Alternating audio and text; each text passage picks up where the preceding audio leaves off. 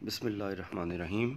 मेरा नाम सैयद हुब्बी अली नकवी है और जैसा कि आप जानते हैं, आपने लास्ट लेक्चर देखा होगा, हम गाज़िस लॉ की एप्लीकेशंस को पढ़ रहे थे और कल हम गाज़िस लॉ की एप्लीकेशंस को फाइंड करने के लिए जो रूल्स हमें लगाने पड़ते हैं हम उनको भी पढ़ चुके हैं और गाज़िस लॉ के पहली एप्लीकेशन को फाइंड भी कर चुके हैं उसकी मदद से।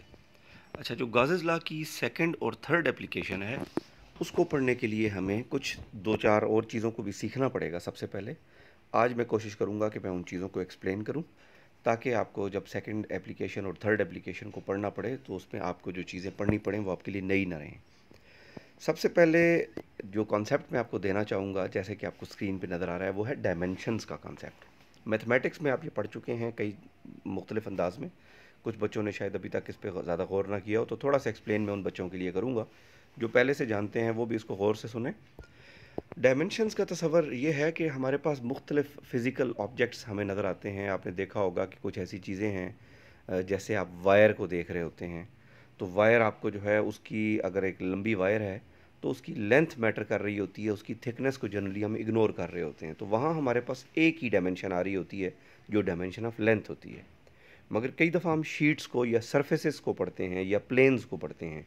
जैसे अगर हम सर्कल को पढ़ रहे हैं या ट्रायंगल को पढ़ रहे हैं या रेक्टेंगल या स्क्वायर को पढ़ रहे हैं, वहाँ पे हमारे पास जो डायमेंशंस होती हैं उनकी क्वांटिटी फिर दो हो जाती है हमारे पास। जब हम एक आसान एग्जांपल देता हूँ, जैसे हम एक अगर रेक्टेंगल को पढ़ रहे हैं तो हमें लेंथ को पढ़ना पड़ता है और साथ साथ विड्थ को भी देखना पड़ता है। अच्छा, इससे आगे चलें तो हमारे पास थ्री डायमेंशनल चीज़ें आ जाती हैं। नॉर्मली हमारी ज़िंदगी में, रोज़मर्रा ज़िंदगी में जो चीज़ें हैं वो ज़्यादातर थ्री डायमेंशनल हैं। जैसे आपके हाथ में मोबाइल है, इसकी लेंथ भी है, विड्थ भी है, कोई थिकनेस भी होगी। आप ख़ुद हैं, आपकी लेंथ है, विड्थ है, थिकनेस है। इसी तरीके से कुछ भी, अभी आप अगर अपने कमरे पे नज़र दौड़ाएं, अपने कंप्यूटर को देखें, लैपटॉप को देखें, किसी भी चीज़ को, टेलीविज़न को देखें, तो आपको उसमें लेंथ, विड्थ और हाइट या डेप्थ तीनों चीज़ें नज़र आ रही होती हैं। तो ये थ्री डायमेंशंस के अंदर आ जाती हैं चीज़ें। अच्छा, हमारे पास कुछ ऐसे ऑब्जेक्ट्स भी हैं जो जैसे यहाँ पे मैंने आपको कुछ शेप्स यहाँ पे दिखाने की कोशिश की है। ये जनरली ये थ्री डायमेंशनल चीज़ें हैं। इसमें आपको एक क्यूब नज़र आ रहा है, या आपको एक पिरामिड नज़र आ रही है, एक स्फीयर नज़र आ रहा है, सिलेंडर नज़र आ रहा है, कोन नज़र आ रही है। इसी तरीके से आपको यहाँ पे और भी बहुत सारी शेप्स मिल जाती हैं। अच्छा, यहाँ आपको मैं डायमेंशंस लिख कर भी दिखा रहा हूँ और साथ साथ कुछ एक्सप्लेन करने की भी कोशिश कर रहा हूँ। वन डायमेंशन जैसे मैं आपको बता चुका हूँ, जैसे लाइन होती है वायर की तरह। टू डायमेंशन में आपको सरफेस बता चुका हूँ, किसी चीज़ का कवर, किसी चीज़ की टॉप लेयर को भी हम कह सकते हैं। थ्री डायमेंशन जैसे स्पेस है, जिसके अंदर स्फीयर, क्यूब, अभी बहुत सारी शेप्स आपको दिखाई थी। ठीक है। अच्छा, फिजिकल मैक्रो ऑब्जेक्ट्स के मुराद क्या है? मैक्रो कहते हैं बड़ी चीज़ों को, माइक्रो कहते हैं छोटी चीज़ों को।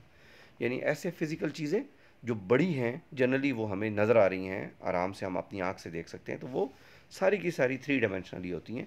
वैसे तो सरफेस भी थ्री डायमेंशनल होती है, उसकी थिकनेस को थोड़ी बहुत तो होगी, मगर हम उसकी जो थिकनेस होती है उसको जनरली इग्नोर कर रहे होते हैं। अच्छा, ज़ीरो डायमेंशन या फोर्थ डायमेंशन जो चीज़ें हैं वो आपके लिए नई हैं। ज़ीरो डायमेंशन मैं आपको बता देता हूँ, पॉइंट होता है। पॉइंट जनरली अगर आप उसको बाय डेफिनेशन देखें तो उसकी कोई डायमेंशन नहीं होती, इसीलिए उसको ज़ीरो डायमेंशनल कहते हैं, क्योंकि उसकी कोई थिकनेस नहीं है, कोई हाइट नहीं है और कोई लेंथ नहीं है। फोर्थ डायमेंशन को हम पढ़ेंगे ज़रूर फिज़िक्स में आगे जाकर। जब हम मॉडर्न फिज़िक्स पढ़ेंगे तो वहाँ पे हम स्पेस टाइम का कंसेप्ट पढ़ेंगे, चैप्टर नंबर 19 में और उससे आगे।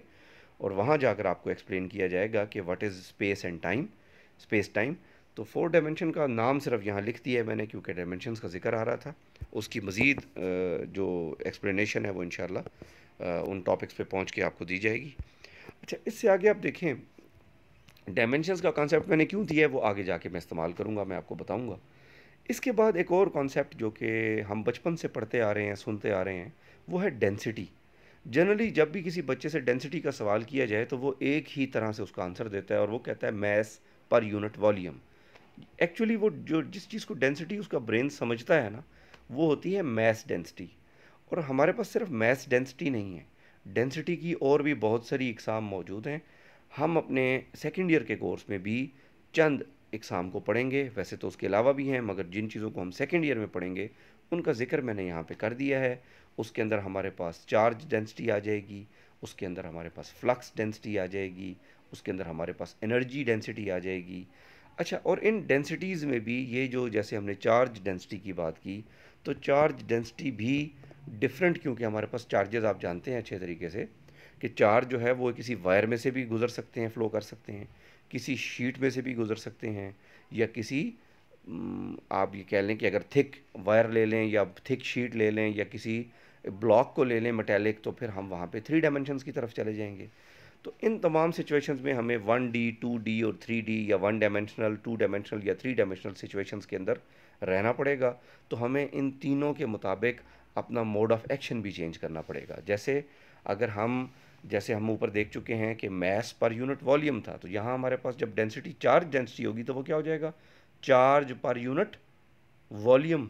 मगर चार्ज पर यूनिट वॉल्यूम ही नहीं, चार्ज पर यूनिट वॉल्यूम होगा जब हम 3 डायमेंशन को पढ़ेंगे। अगर हम वायर को पढ़ेंगे तो ये हो जाएगा चार्ज पर यूनिट लेंथ। इसी तरीके से जब हम सरफेस को पढ़ेंगे तो ये हो जाएगा चार्ज पर यूनिट एरिया। इसी तरीके से जब हम वॉल्यूम को पढ़ेंगे या 3 डायमेंशन को पढ़ेंगे तो ये हो जाएगा चार्ज पर यूनिट वॉल्यूम। अच्छा, यहाँ आपको 3 सिंबल्स भी देखने को मिल रहे होंगे नए। एक सिंबल जो 1 डायमेंशन के लिए आपको जहाँ पे लिखा हुआ है चार्ज पर यूनिट लेंथ, तो यहाँ आपको जो सिंबल नज़र आ रहा है इसको हम कहते हैं लैम्बडा, LAMBDA, लैम्बडा। लैम्बडा जो है ये सिंबल हम इस्तेमाल किया करेंगे जब हम चार्ज पर यूनिट लेंथ का जिक्र किया करेंगे। आगे जाके इसका इस्तेमाल भी होगा। इन 2 टॉपिक्स में हमारा इस्तेमाल इस लैम्बडा के बारे में हम कुछ इस्तेमाल नहीं करेंगे। इसके बाद आप 2 डायमेंशंस को देखें जहाँ पे सरफेस चार्ज डेंसिटी लिखा हुआ नज़र आ रहा है आपको। तो सरफेस चार्ज डेंसिटी से मुराद क्या होगी कि हमारे पास कोई सरफेस है जिसके ऊपर चार्ज मौजूद है और हम उसकी चार्ज डेंसिटी फाइंड करना चाह रहे हैं। अब सरफेस से मुराद मैंने आपको पहले भी बताया है कि डिफरेंट हो सकती हैं। अच्छा, ऐसा भी होगा कि हमारे पास जो ऑब्जेक्ट होंगे वो 3 डायमेंशनल होंगे। आपने इस बात से कंफ्यूज नहीं होना। ऑब्जेक्ट 3 डायमेंशनल हो तो भी उसकी सरफेस 2 डायमेंशनल ही होती है। जैसे मिसाल के तौर पे अगर आपके पास एक सफ़ियर है तो सफ़ियर ख़ुद 3 डायमेंशनल चीज़ है, मगर अगर हम उसकी सरफेस की बात करें तो सरफेस तो एक लेयर है उसके ऊपर की, और वो हमेशा 2 डायमेंशनल ही लेंगे। इसी तरीके से अगर आपके पास एक सिलेंडर हो तो सिलेंडर एक 3 डायमेंशनल ऑब्जेक्ट है, मगर अगर आप उसकी सरफेस की बात करेंगे तो वो 2 डायमेंशनल ही रहेगी, और उसको फिर हम डिवाइड किया करेंगे 2-3 सरफेसेस के अंदर। वो आगे जाकर इंशाल्लाह जब हम सेकंड और थर्ड एप्लीकेशन पढ़ेंगे उसके अंदर हम इस बात को देखेंगे। अच्छा, इसके जो सिंबल है सरफेस चार्ज डेंसिटी का, उसको हम कहते हैं सिग्मा। सिग्मा जो है, जैसे हम 6 डालते हैं तो 6 ऊपर से आप उसको थोड़ा सा कर्ल कर दें तो सिग्मा बन जाता है। अच्छा, सिग्मा या जो चार्ज पर यूनिट एरिया है जिसको हम सरफेस चार्ज डेंसिटी कहते हैं, एक्चुअली यही हमने इस्तेमाल करना है सेकंड एप्लीकेशन में भी और थर्ड एप्लीकेशन में भी। मगर इसको समझाने के लिए मजबूरी थी कि आपको चार्ज डेंसिटी की बाकी 2 टाइप्स को भी पढ़ाया जाए, और वैसे भी आगे जाकर आपको कहीं ना कहीं इनका इस्तेमाल करना पड़ेगा। इनको सीखना, इनको जानना बहुत ज़रूरी है।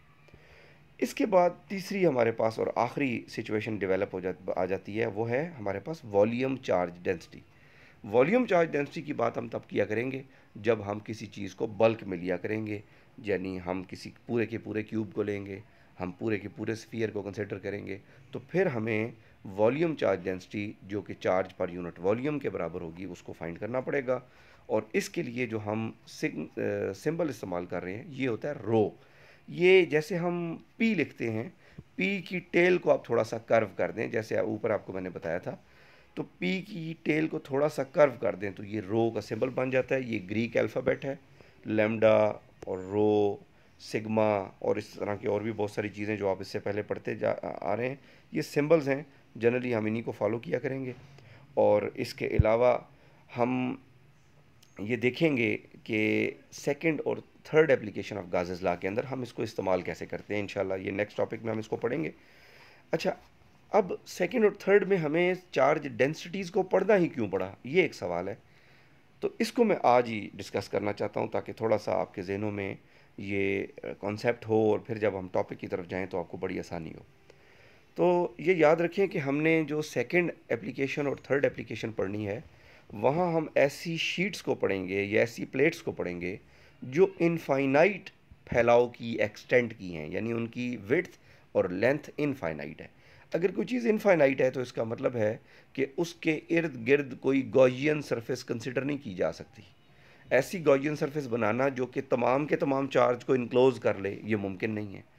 और ऐसी शीट जो इनफाइनाइट है उसकी टोटल चार्ज को फाइंड नहीं किया जा सकता। तो जब हम टोटल चार्ज को फाइंड ही नहीं कर सकते तो फिर जो हमने रूल्स पढ़े थे वो रूल्स इसके ऊपर कैसे अप्लाई करेंगे? तो ये तो बड़ा मसला बन गया है। हमने तो ये पढ़ा था कि गॉसियन सरफेस कंसिडर करें और उसके बाद हम उसके अंदर टोटल चार्ज निकालें। जब तक टोटल चार्ज नहीं आएगा गॉसेस लॉ अप्लाई नहीं होगा, और गॉसेस लॉ अप्लाई नहीं होगा तो फिर हम इलेक्ट्रिक फील्ड इंटेंसिटी फाइंड नहीं कर सकेंगे। तो इलेक्ट्रिक फील्ड इंटेंसिटी को फाइंड करने के लिए फिर हमें एक अल्टरनेट वे अडॉप्ट करना पड़ेगा, और वो ये है कि हम चार्ज को इनडायरेक्टली फाइंड करेंगे बाय यूजिंग चार्ज डेंसिटी। हम चार्ज डेंसिटी का कॉन्सेप्ट इस्तेमाल करेंगे, सरफेस चार्ज डेंसिटी का, और उसकी मदद से हम चार्ज को जनरलाइज करेंगे, वहाँ से कुछ उसकी वैल्यू फाइंड करने की कोशिश करेंगे और उसको अप्लाई करेंगे फिर गाजेस लॉ में, और वहाँ से इलेक्ट्रिक फील्ड इंटेंसिटी को हम फाइंड करने की कोशिश करेंगे। आज का ये छोटा सा लेक्चर, इसमें 2-3 टॉपिक्स हमने पढ़े हैं। एक हमने डायमेंशंस का तस्वर पढ़ा है, दूसरा हमने डेंसिटीज़ को पढ़ा है, फिर हमने सरफेस चार्ज डेंसिटी या चार्ज डेंसिटीज़ की टाइप्स को पढ़ा है, और फिर हमने ये भी देखा है कि ये हम पढ़ क्यों रहे हैं। तो इंशाल्लाह नेक्स्ट टॉपिक में जब हम गाजेस लॉ की सेकंड और थर्ड एप्लीकेशन पढ़ेंगे वहाँ जाकर हम इसको इस्तेमाल करेंगे, आपकी मज़ीद प्रैक्टिस हो जाएगी। मगर उससे पहले अगर इस टॉपिक से रिलेटेड आप कुछ पूछना चाहें तो आप मुझे व्हाट्सएप पे मैसेज कर सकते हैं या यूट्यूब के कमेंट्स के अंदर भी आप लिख सकते हैं। तो इंशाल्लाह हम कोशिश करेंगे कि आपको उसका फ़ौरी तौर पर रिप्लाई किया जाए। अल्लाह हाफ़िज़।